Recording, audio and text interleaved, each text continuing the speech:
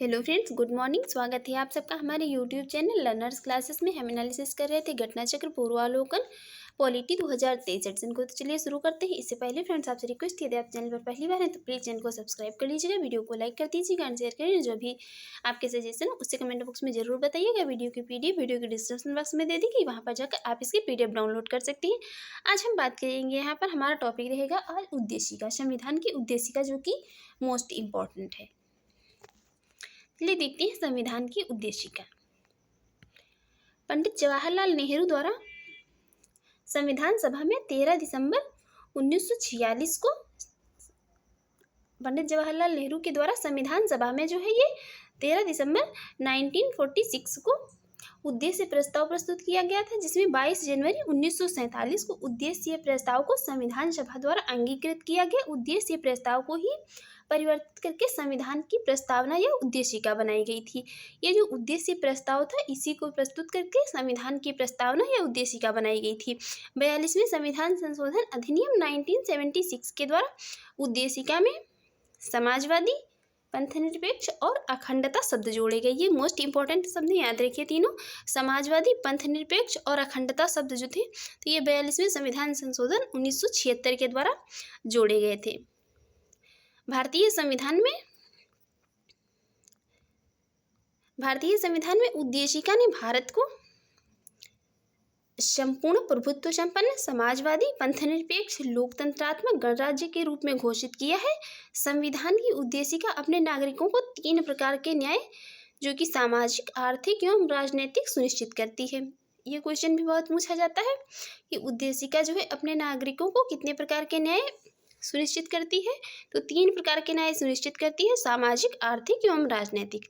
उद्देशिका संविधान के विधिक निर्वचन में सहायक है। सर अल्लादी कृष्ण स्वामी अय्यर के अनुसार उद्देशिका हमारे स्वप्नों और विचारों का प्रतिनिधित्व करती है। के मुंशी कहते हैं उद्देशिका हमारे प्रभुत्व संपन्न, लोकतंत्रात्मक गणराज्य की जन्म कुंडली है।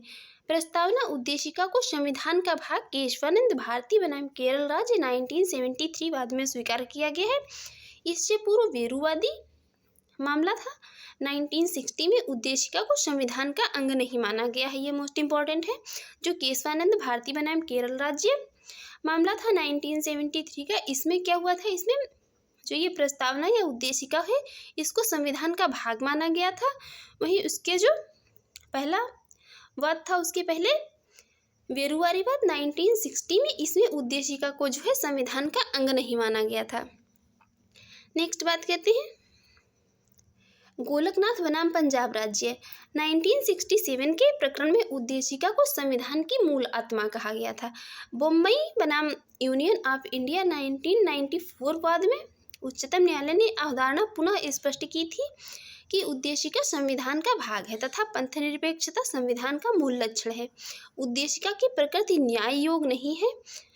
उद्देशिका की प्रकृति जो है ये न्याय योग नहीं है। प्रस्तावना में विचार, अभिव्यक्ति, विश्वास, धर्म और उपासना की स्वतंत्रता की जो है बात की गई है। इसमें प्रतिष्ठा और अवसर की समता उल्लेखित है। प्रस्तावना को संविधान की आत्मा कहा गया है। संविधान की जो प्रस्तावना है, इसको संविधान की आत्मा कहा गया है। BR अम्बेडकर ने संवैधानिक उपचारों के अधिकार को संविधान की आत्मा और हृदय कहा है। के मुंशी ने उद्देशिका को राजनीतिक जन्मपत्री कहा है। सुभाष कश्यप ने कहा है कि संविधान शरीर है तो प्रस्तावना उसकी आत्मा। सुभाष कश्यप ने कहा है कि संविधान शरीर है तो प्रस्तावना उसकी आत्मा है। प्रस्तावना आधारशिला है तो संविधान उस पर खड़ी एक क्या है, अट्टालिका है। BR अम्बेडकर ने संविधान को एक पवित्र दस्तावेज कहा। डॉक्टर भीमराव अम्बेडकर जो थे, तो इन्होंने भारतीय संविधान को एक पवित्र दस्तावेज कहा। अब बात करेंगे हम जो भी इम्पोर्टेंट MCQ है।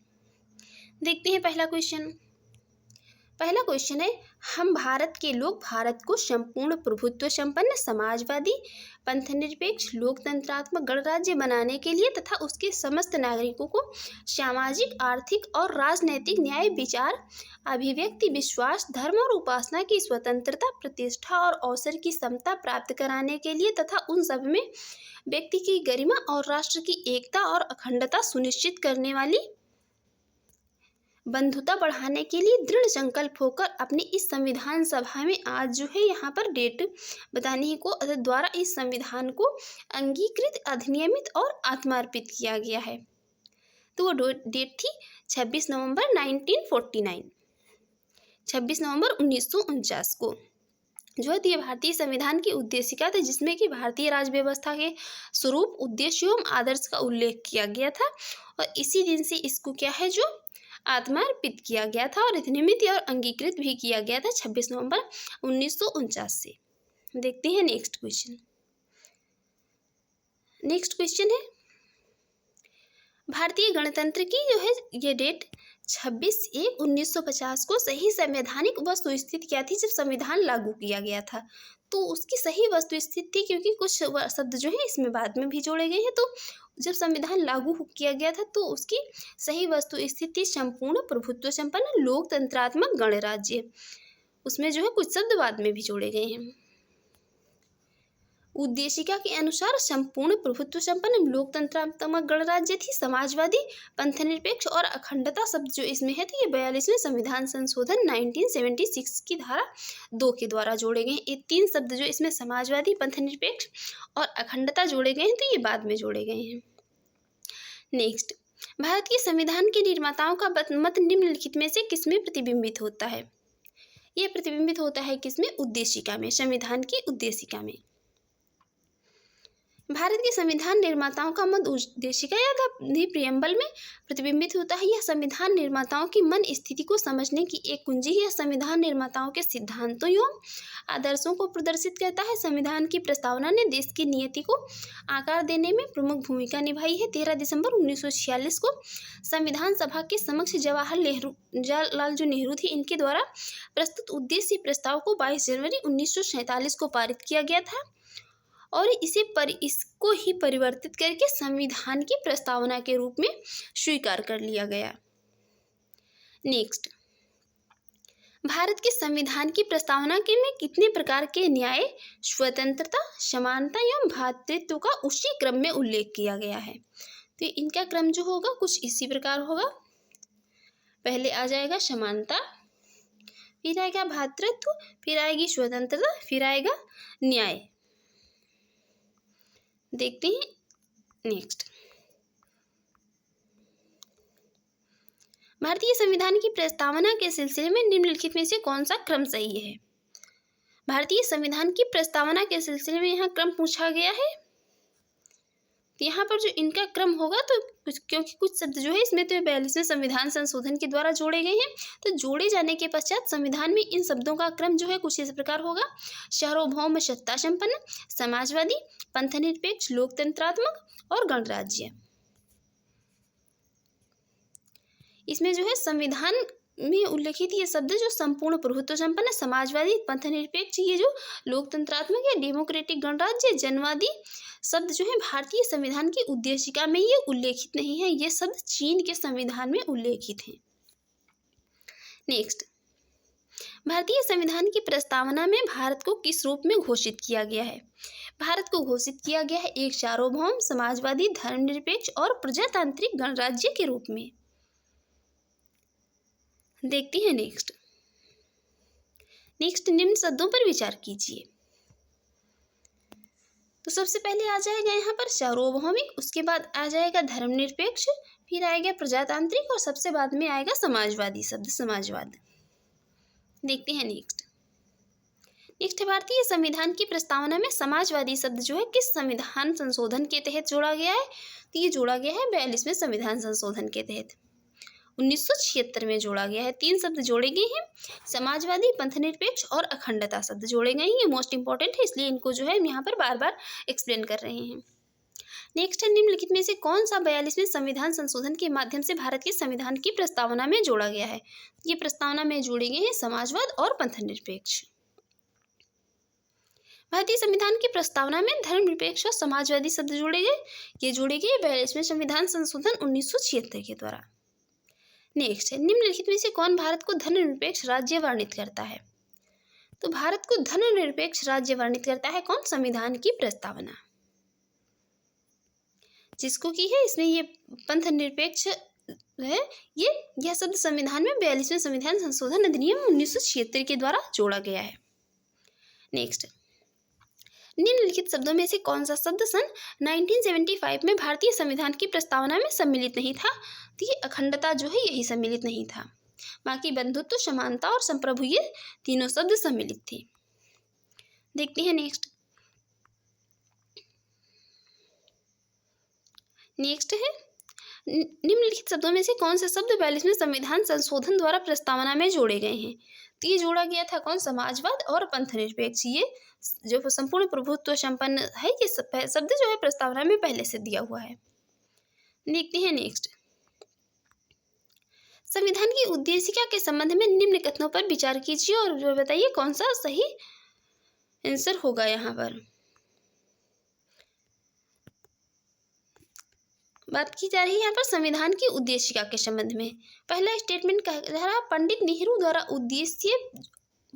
द्वारा प्रस्तुत जो ऑब्जेक्टिव प्रस्ताव था, ये प्रस्ताव अंतर्गोत्य क्या है? उद्देशिका बना। तो ये सभी बात है कि जो नेहरू द्वारा उद्देश्य प्रस्ताव था वही बाद में क्या हुआ? उद्देशिका बना। तो ये स्टेटमेंट करेक्ट हो जाएगा। दूसरा स्टेटमेंट है इसकी प्रकृति न्याय योग्य नहीं है। ये स्टेटमेंट भी करेक्ट है, इसकी प्रकृति न्याय योग्य नहीं है, इसका संशोधन नहीं किया जा सकता है। थर्ड स्टेटमेंट कह रहा है, लेकिन ये स्टेटमेंट इनकरेक्ट है क्योंकि इसका जो है क्या संशोधन किया जा सकता है।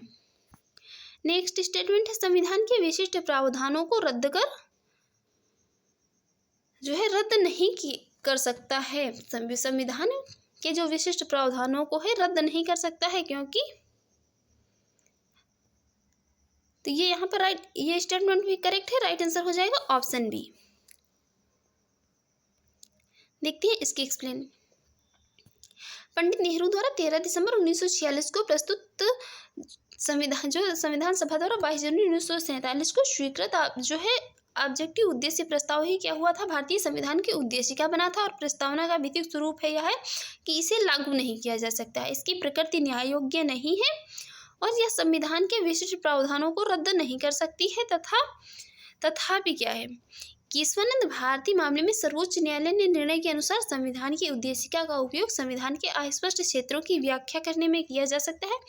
उद्देशिका में संशोधन संभव है तथा 42वें संविधान संशोधन 1976 के द्वारा इसमें समाजवादी, पंथनिरपेक्ष एवं अखंडता शब्द जोड़े गए थे।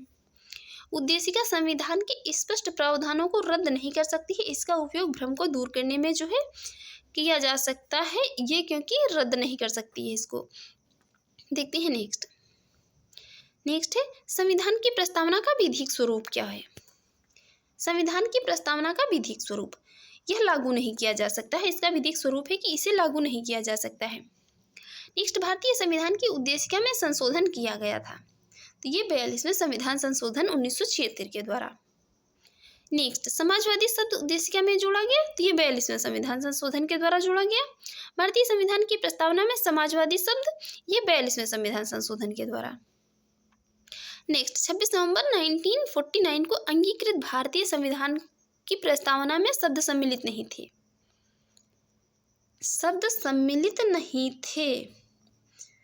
तो ये जो प्रस्तावना के संविधान के निर्माण के समय इसमें कौन से शब्द नहीं सम्मिलित थे?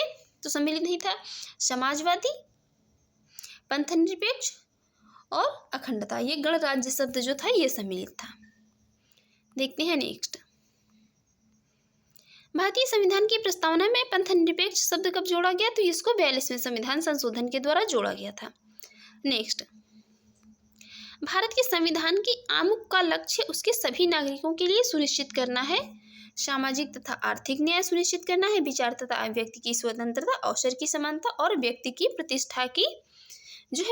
प्रतिष्ठा भी सुनिश्चित करना है। यहाँ पर चारों हो जाएंगे, राइट आंसर हो जाएगा ऑप्शन डी। देखते हैं नेक्स्ट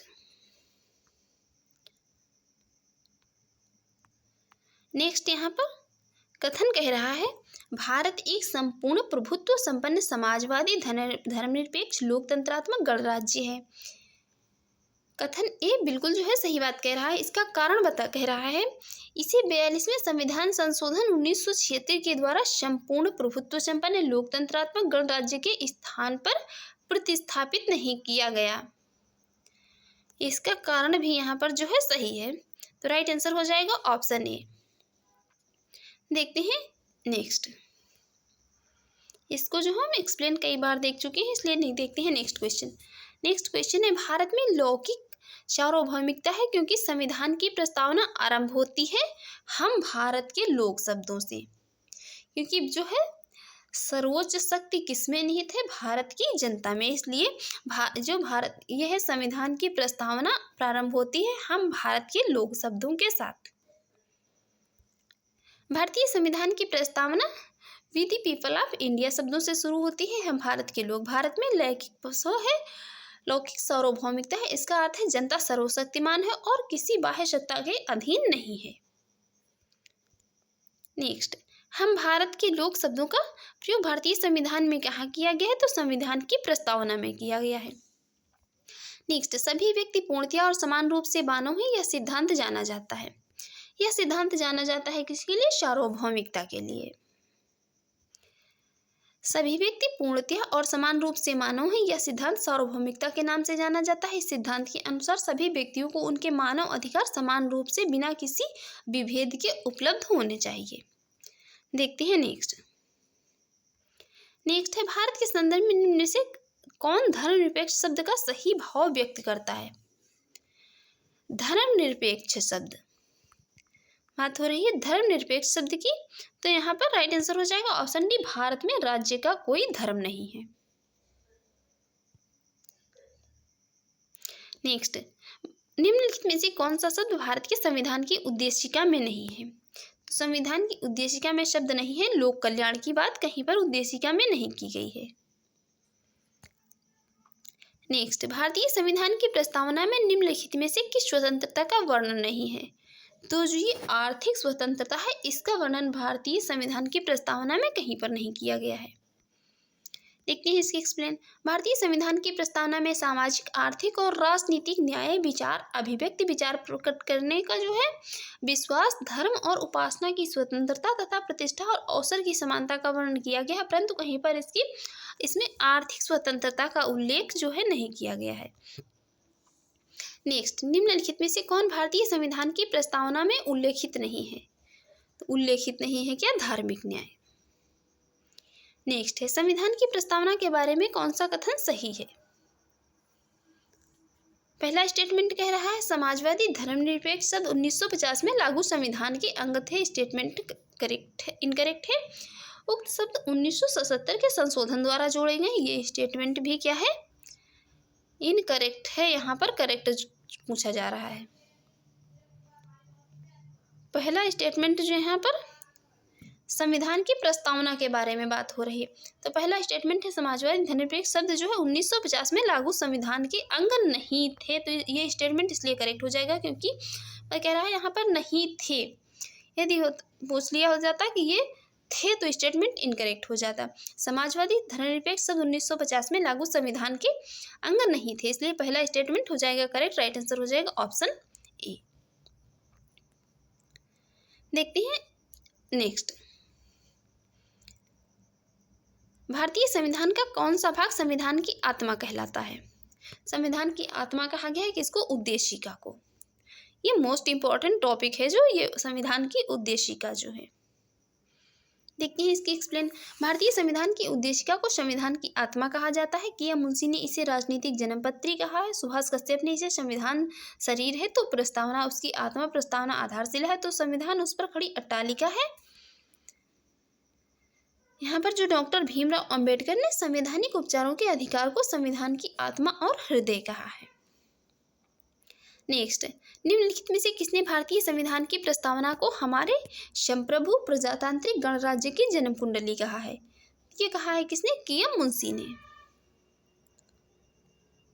नेक्स्ट, संविधान को एक पवित्र दस्तावेज कहा है किसने? तो ये डॉक्टर भीमराव अंबेडकर ने कहा है।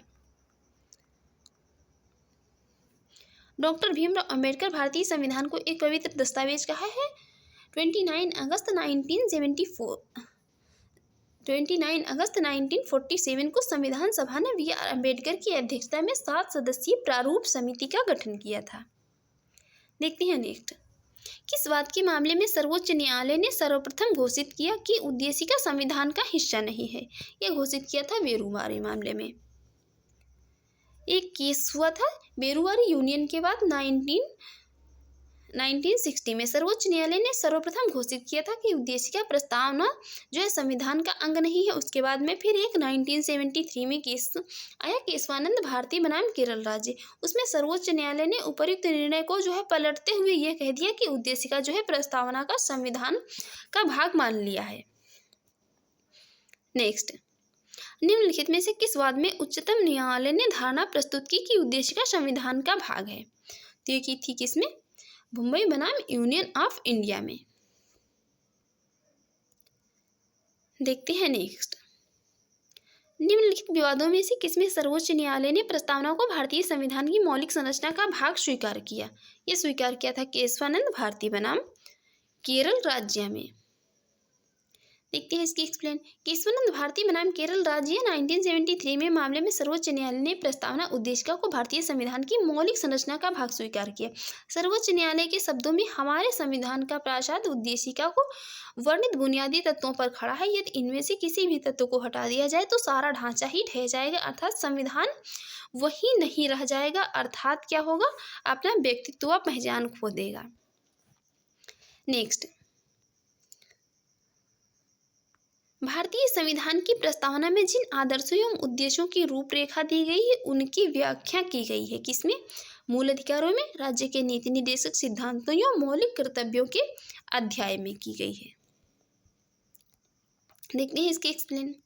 भारतीय संविधान की प्रस्तावना संविधान के उद्देश्यों को प्रतिबिंबित करती है। संविधान का मुख्य उद्देश्य भारतीय जनता को सामाजिक, आर्थिक एवं राजनीतिक न्याय तथा विचार अभिव्यक्ति, विश्वास, धर्म और उपासना की स्वतंत्रता एवं प्रतिष्ठा और अवसर की समानता प्राप्त कराना है। व्यक्ति का उत्कर्ष कहीं संपूर्ण राष्ट्र के उत्कर्ष में बाधक न बन जाए, इसलिए संविधान में जो है बंधुत्व की भावना पर बल दिया गया है। इस प्रकार प्रस्तावना में जिन आदर्शों एवं उद्देश्यों की रूपरेखा दी गई उनकी व्याख्या संविधान में आगे मूल अधिकारों, राज्य के नीति निर्देशक सिद्धांतों तथा मौलिक कर्तव्यों के आधार में की गई है। नेक्स्ट, निम्नलिखित में से कौन एक भारतीय संविधान के उद्देश्यों को प्रतिबिंबित करता है? ये करता है संविधान की प्रस्तावना। नेक्स्ट है, भारत के संविधान की उद्देशिका में कितने प्रकार के न्याय की व्यवस्था की गई है? ये की गई है 3 प्रकार के न्याय। वो 3 प्रकार के न्याय कौन कौन से हैं? सामाजिक,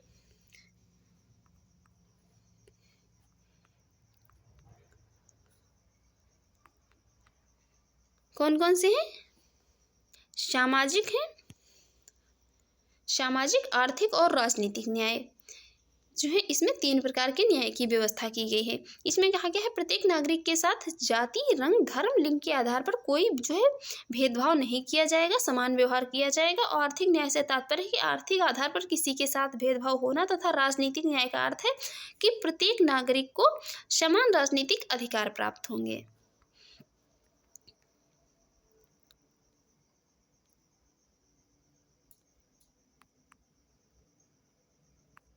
देखते हैं नेक्स्ट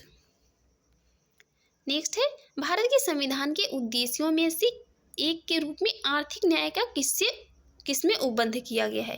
तो आर्थिक न्याय का उपबंध किया गया उद्देशिका और राज्य के नीति निर्देशक तत्वों में। भारतीय संविधान की उद्देशिका और राज्य के नीति निर्देशक तत्व आर्थिक न्याय की परिकल्पना एवं उद्देश्य का उपबंध करते हैं। नेक्स्ट, भारत के संविधान की उद्देशिका, भारत के संविधान की उद्देशिका जो है तो संविधान का भाग है, किंतु उसके अन्य भागों से स्वतंत्र होकर उसका कोई विधिक प्रभाव नहीं है। देखते हैं इसकी एक्सप्लेन। केशवानंद भारती बनाम केरल राज्य 1973 में सर्वोच्च न्यायालय की बृहत संविधान पीठ ने यह निर्णय दिया कि उद्देशिका संविधान का भाग है। ऐसा सर्वोच्च न्यायालय ने जो है बेरूवारी यूनियन 1960 में प्रकरण में दिए गए निर्णय अर्थात उद्देशिका भारतीय संविधान का भाग नहीं है को पलटते हुए दिए। इस प्रकार यद्यपि उद्देशिका संविधान का भाग है तथा संविधान के अन्य भागों के निर्वचन में इसकी सहायता ली जा सकती है, किंतु संविधान के अन्य भागों से स्वतंत्र होकर उद्देशिका का क्या है, कोई विधिक प्रभाव नहीं है। देखते हैं नेक्स्ट, संविधान में दिया गया आमुख। पहला स्टेटमेंट कह रहा है न्यायालय में लागू नहीं होता है। दूसरा है महत्वपूर्ण है और उसकी उपयोगिता है। शासन करने के उद्देश्यों को उल्लेखित करता है। फोर्थ है संविधान के कानूनी अर्थ निर्णय में सहायता करते हैं। यहाँ पर जो ये कोड दिए गए हैं तो कोई भी इसके अकॉर्डिंग आंसर नहीं हो सकता है। देखते हैं इसके एक्सप्लेन। भारतीय संविधान के आमुख को ही उद्देशिका या प्रियम्बल कहा गया है। उद्देशिका संबंधी जो चारों कथन है सत्य है यहाँ पर, इसलिए जो है क्या वहां पर कोई भी आंसर नहीं हो सकता था।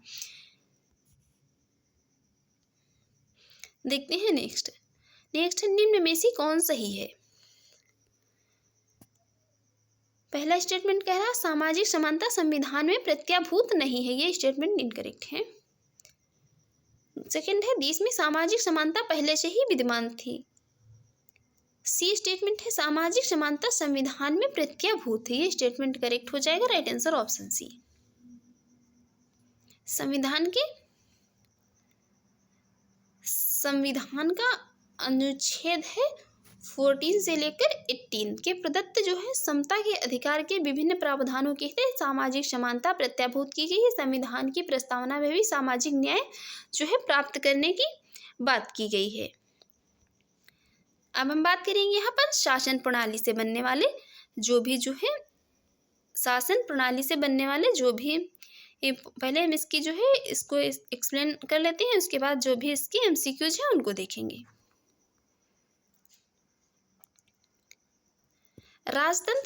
राजतंत्र जो है यह शासन का प्राचीनतम रूप है जिसमें शासन की शक्ति एक व्यक्ति में समाहित होती है जो राजमुकुट धारण करता है। वह आनुवंशिक उत्तराधिकार के पद पर उत्तराधिकार के आधार पर पद ग्रहण करता है।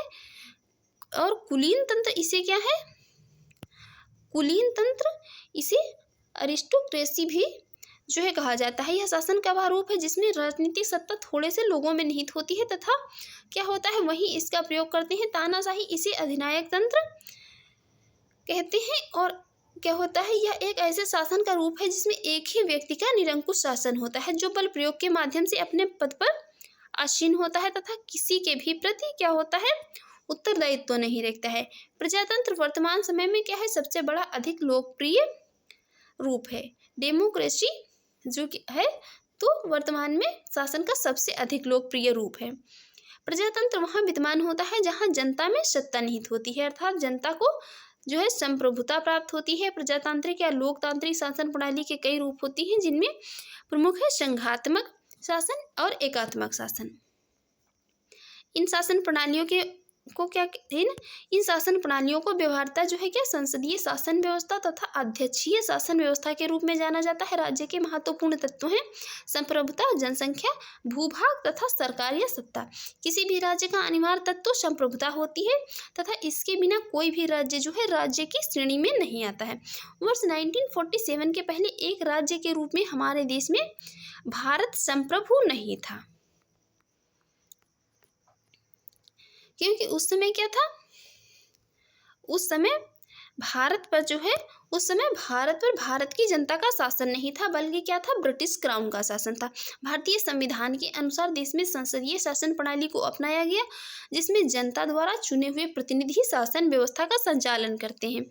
यहीं पर संसदीय शासन प्रणाली को मंत्रिमंडलीय शासन प्रणाली भी कहा गया। इस प्रणाली में संसद विधि निर्माण की सर्वोच्च संस्था होती है। संसद जो होती है तो कानून बनाने की सर्वोच्च संस्था होती है। कार्यपालिका अपने समस्त कार्यों के प्रति समस्त कार्यों के लिए संसद के प्रति जवाबदेह भी होती है। और जो ये संसदीय शासन प्रणाली में कार्यपालिका का अस्तित्व विधायिका में उसके विश्वास प्राप्ति तक जो है बना रहता है। और भारत की राजनीतिक व्यवस्था में संपूर्ण सत्ता को केंद्र एवं राज्यों में संवैधानिक रूप में बांटा गया है। यहाँ सर्वोच्च सत्ता क्या होती है जनता में निहित रहती है। सर्वोच्च शक्ति जो है जनता में ही निहित रहती है। और भारतीय प्रशासनिक राजनीतिक व्यवस्था विशुद्ध रूप में एक लोकतांत्रिक गणराज्य है। ये नेक्स्ट बात करेंगे अध्यक्षात्मक शासन प्रणाली जिसमें हम राष्ट्रपतीय शासन प्रणाली के नाम से भी जानते हैं। जो ये अध्यक्षात्मक शासन प्रणाली होती है इसे हम राष्ट्रपति शासन प्रणाली के नाम से भी जानते हैं। इसमें समस्त कार्यपालिका शक्ति वास्तविक रूप से राष्ट्रपति में निहित होती है। और जो अध्यक्षात्मक शासन प्रणाली का सर्वोत्तम उदाहरण जो है तो अमेरिका की राजनीतिक प्रशासनिक व्यवस्था है। राष्ट्रपति शासन प्रणाली जो है तो अमेरिका इसका अच्छा उदाहरण है। अध्यक्षात्मक शासन प्रणाली में राष्ट्रपति विधायिका को भंग नहीं कर सकता है और अध्यक्षात्मक शासन प्रणाली में सत्ता केंद्रीकृत होती है। राष्ट्रपति ही कार्यपालिका का प्रमुख होता है और अध्यक्षात्मक शासन प्रणाली में राष्ट्रपति अपने मंत्रियों के चुनाव में स्वतंत्र होता है और मंत्रियों के चयन में व्यवस्थापिका की भूमिका नाम मात्र की होती है। वहीं पर भारतीय संविधान की प्रस्तावना में जो प्रयुक्त वाक्य हैं, हम भारत के लोग यह स्पष्ट करते हैं कि भारत में सत्ता का एकमात्र स्रोत जो है क्या है, जनता ही है, जो प्रतिनिधियों का निर्वाचन सत्ता संचालन हेतु करती है। तथा भारतीय लोकतंत्र में जन प्रतिनिधियों को जनता के सेवक का दर्जा प्राप्त है। भारतीय संविधान में संघ एवं राज्यों की शक्तियों को संविधान में स्पष्टतः जो है विभाजित किया गया है। इसलिए भारतीय संविधान को परिसंघीय भी कहा गया है। ब्रिटिश संसद को संसदों की जननी कहा गया है। ब्रिटेन में परंपराओं के अनुरूप आवश्यक कानून बनाते हुए प्रशासनिक व्यवस्था का संचालन किया जाता है, क्योंकि ब्रिटेन में लिखित संविधान का अस्तित्व नहीं है। जिस तरह भारत में क्या है, भारत का संविधान जो है विश्व का सबसे बड़ा लिखित संविधान है, वहीं पर ब्रिटेन में क्या है, ब्रिटेन में लिखित संविधान का कोई अस्तित्व नहीं है। भारतीय संविधान में एकात्मक शासन के प्रमुख लक्षणों में राज्यपाल का पद, अखिल भारतीय सीमाएं, एकल नागरिकता, आपातकालीन प्रावधान तथा राज्यसभा में असमान प्रतिनिधित्व शामिल है। भारत एक गणतंत्र है। इसका आशय है कि भारतीय राजनीतिक प्रशासनिक व्यवस्था के सर्वोच्च पद पर राष्ट्रपति निर्वाचित व्यक्ति आसीन होता है। पर भारतीय संविधान में संघात्मक एवं एकात्मक दोनों व्यवस्थाओं के तत्व पाए जाते हैं, परंतु भारतीय संविधान मूलतः क्या है, संघात्मक है। केसी वीर ने भारत को एक अर्ध संघात्मक राज्य भी कहा है। जी ऑस्टिन ने भारतीय संघवाद को सहकारी संघवाद कहा है। भारतीय संविधान अधिक कठोर तथा अधिक लचीले के मध्य एक संतुलन स्थापित करता है। यह कथन केसी वीर का है। वी आर अम्बेडकर के अनुसार यदि बात करें तो संविधान को संघात्मकता के तंग ढांचे में नहीं डाला गया है। ये स्टेटमेंट दी है बी आर अम्बेडकर ने। अब हम बात करेंगे इंपॉर्टेंट एमसीक्यूज की। पहला क्वेश्चन है, निम्नलिखित में से कौन सा राज्य का सबसे महत्वपूर्ण तत्व है? तो राज्य का सबसे महत्वपूर्ण तत्व है कौन सा? संप्रभुता। देखते हैं इसकी एक्सप्लेन। राज्य के 4 आवश्यक तत्व हैं: जनसंख्या, भूभाग, सरकार, शासन या सत्ता और संप्रभुता। राज्य के इन चारों तत्वों में संप्रभुता सबसे महत्वपूर्ण है। संप्रभुता के बिना कोई राज्य अन्य 3 तत्वों के होते हुए भी अंतरराष्ट्रीय दृष्टि से जो है राज्य नहीं कहा जा सकेगा। देखते हैं नेक्स्ट है, भारत की संप्रभुता के संबंध में निम्नलिखित में से कौन सा कथन सही है? पहला स्टेटमेंट कह रहा है भारत राष्ट्रमंडल का सदस्य है, बिल्कुल है। सेकेंड स्टेटमेंट कह रहा है राष्ट्रमंडल की सदस्यता के कारण भारत की संप्रभुता कम हो जाती है। ऐसा क्यों होगा? भारत की संप्रभुता क्यों हो जाएगी राष्ट्रमंडल की सदस्यता के कारण? तो राइट आंसर हो जाएगा ऑप्शन ए। भारत राष्ट्रमंडल का सदस्य है, लेकिन इसके कारण भारत की संप्रभुता कम नहीं होती। राष्ट्रमंडल वास्तव में कोई वैधानिक संगठन नहीं है, बल्कि इसके जो है सदस्यों के पारस्परिक सहयोग और सद्भावना पर आधारित संगठन है। राष्ट्रमंडल के सभी सदस्य राष्ट्र स्वतंत्र और समान है तथा ब्रिटिश सम्राट के प्रति निष्ठा जैसी कोई शर्त या आवश्यकता नहीं है इसमें। नेक्स्ट, भारतीय संविधान में किस प्रकार की शासन प्रणाली की व्यवस्था की गई है? यहाँ पर शासन प्रणाली कैसी है? संसदात्मक शासन प्रणाली है। देखते हैं इसकी एक्सप्लेन। शासन प्रणाली की सामान्यतः 2 पद्धतियां होती हैं, संसदात्मक और अध्यक्षात्मक। अभी हम देख चुके हैं पहले ही जो एक्सप्लेन में इसकी संसदात्मक और अध्यक्षात्मक दोनों प्रकार की शासन प्रणाली। तो भारत में ग्रेट ब्रिटेन का अनुसरण करते हुए संसदात्मक शासन व्यवस्था को अपनाया गया है। संसदात्मक शासन व्यवस्था में व्यवस्थापिका के सदस्य ही कार्यपालिका का गठन करते हैं तथा कार्यपालिका व्यवस्थापिका के प्रति उत्तरदायी होती है। ये वाली जो है लाइन को बहुत अच्छी तरीके से समझना है। ये जो है हमें एग्जाम में बहुत कंफ्यूज करती है कि जो है कार्यपालिका व्यवस्थापिका के प्रति उत्तरदायी होती है। कहीं कहीं पर जो है इसका अपोजिट भी लिखा मिलेगा। संसदात्मक शासन व्यवस्था में कार्यपालिका विधायिका द्वारा नियंत्रित होती है। इन लाइनों को जो है यहाँ से, संसदात्मक शासन व्यवस्था में व्यवस्थापिका के सदस्य ही कार्यपालिका का गठन करते हैं तथा कार्यपालिका व्यवस्थापिका के प्रति उत्तरदायी होती है, और संसदात्मक शासन व्यवस्था में कार्यपालिका विधायिका द्वारा नियंत्रित होती है। देखते हैं नेक्स्ट है संस्थात्मक शासन व्यवस्था में व्यवस्थापिका जो विधायिका का कार्यपालिका पर नियंत्रण होता है। देखते हैं नेक्स्ट है संसदीय व्यवस्था वाली सरकार वह होती है जिसमें, पहला स्टेटमेंट कह रहा है संसद के सभी राजनीतिक दलों का सरकार में प्रतिनिधित्व होता है। सेकेंड स्टेटमेंट कह रहा है, बात कर रहे हैं संसदीय व्यवस्था वाली सरकार की, सरकार संसद के प्रति उत्तरदायी होती है और उसके द्वारा हटाई जा सकती है। ये स्टेटमेंट करेक्ट है, क्योंकि सरकार संसदीय शासन प्रणाली तभी होगी जब सरकार संसद के प्रति उत्तरदायी होगी और उसके द्वारा ही जो है हटाई जा सकेगी। देखते हैं इसके एक्सप्लेन। संसदीय व्यवस्था वाली सरकार वह होती है जिसमें सरकार संसद के प्रति उत्तरदायी होती है और उसके द्वारा हटाई जा सकती है। भारतीय संविधान ने संसदीय शासन व्यवस्था की स्थापना की है। यह इंग्लैंड की संसदीय प्रणाली का अंगीकरण है।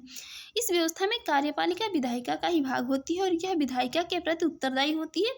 इसमें वास्तविक कार्यपालिकीय शक्तियां प्रधानमंत्री और उसकी मंत्रिपरिषद में निहित होती हैं। भारतीय संविधान के अनुच्छेद 75(3) के अनुसार मंत्रिपरिषद लोकसभा के प्रति सामूहिक रूप से उत्तरदायी होती है। ये मोस्ट इंपॉर्टेंट याद रखिए।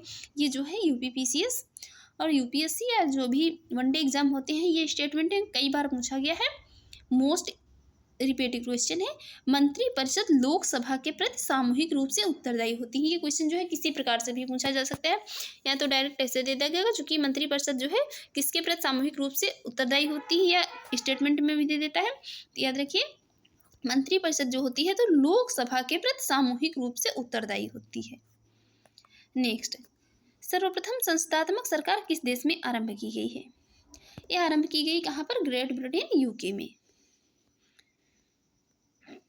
देखते हैं इसके एक्सप्लेन। वर्तमान में संस्थात्मक शासन का वह स्वरूप है जो अधिकांश देशों में प्रचलित है। सर्वप्रथम ग्रेट ब्रिटेन, यूके के परिलक्षित हुआ। पुष्पीस पंत ने भी अपनी पुस्तक विश्व का इतिहास में स्पष्ट लिखा कि ब्रिटेन में संसदीय प्रणाली का आविर्भाव संसार में किसी भी देश से पहले हो गया था। देखते हैं नेक्स्ट है, भारतीय संसदीय प्रणाली ब्रिटिश संसदीय प्रणाली से इस बात में भिन्न है कि भारत में वास्तविक और नाममात्र जो है नॉमिनल दोनों प्रकार की कार्यपालिका है। दोनों प्रकार की कार्यपालिका नहीं है यहाँ पर। सामूहिक उत्तरदायित्व की प्रणाली है, सामूहिक उत्तरदायित्व की प्रणाली भी नहीं है। द्विसदनीय विधायिका भी नहीं है। न्यायिक पुनर्विलोकन की प्रणाली है। ये स्टेटमेंट करेक्ट हो जाएगा। न्यायिक जो है जुडिशियल रिव्यू की यहाँ पर प्रणाली है। इसीलिए भारतीय संसदीय प्रणाली क्या है? ब्रिटिश संसदीय प्रणाली से भिन्न है कि भारत में न्यायिक पुनर्विलोकन की प्रणाली है। देखते हैं इसकी एक्सप्लेन। भारतीय संसदीय प्रणाली में न्यायिक पुनर्विलोकन की प्रणाली है, जबकि ब्रिटेन में यह प्रणाली नहीं लागू है। इस अर्थ में भारतीय संसदीय प्रणाली ब्रिटेन से भिन्न है। इसके अतिरिक्त वास्तविक एवं नाममात्र दोनों प्रकार की कार्यपालिका, सामूहिक उत्तरदायित्व तथा द्विसदनीय विधायिका भारत एवं ब्रिटेन दोनों की संसदीय प्रणालियों में लागू होती हैं। ये लागू तो दोनों की प्रणालियों में होती है, लेकिन जो ये जुडिशियल रिव्यू की प्रणाली है ये केवल जो है कहाँ? भारतीय संसदीय प्रणाली में लागू होती है। बाकी वास्तविक और नाममात्र दोनों प्रकार की कार्यपालिका, सामूहिक उत्तरदायित्व की प्रणाली, द्विसदनीय विधायिका, ये दोनों में लागू होती है। देखते हैं नेक्स्ट है, निम्नलिखित में से कौन सी भारतीय संविधान की विशेषता नहीं है? भारतीय संविधान की विशेषता यही वाली नहीं होगी, अध्यक्षात्मक सरकार वाली। सरकार कैसी है? संसदात्मक। देखते हैं नेक्स्ट है, भारतीय राजनीतिक पद्धति के बारे में निम्नलिखित में से कौन सा कथन सही नहीं है? तो राष्ट्रपतीय पद्धति की सरकार, यहाँ पर राष्ट्रपतीय पद्धति की सरकार नहीं, यहाँ पर शासन जो है संसदात्मक शासन प्रणाली चलती है। नेक्स्ट है, भारत में संसदीय प्रणाली की सरकार है क्योंकि क्या है? मंत्रिपरिषद लोकसभा के प्रति उत्तरदायी है, इसीलिए। देखते हैं नेक्स्ट क्वेश्चन। इसको हम अभी एक्सप्लेन कर चुके हैं, इसलिए नेक्स्ट क्वेश्चन देखते हैं। संसदीय स्वरूप के शासन का प्रमुख लाभ यह है कि कार्यपालिका विधानमंडल के प्रति उत्तरदायी बना रहता है।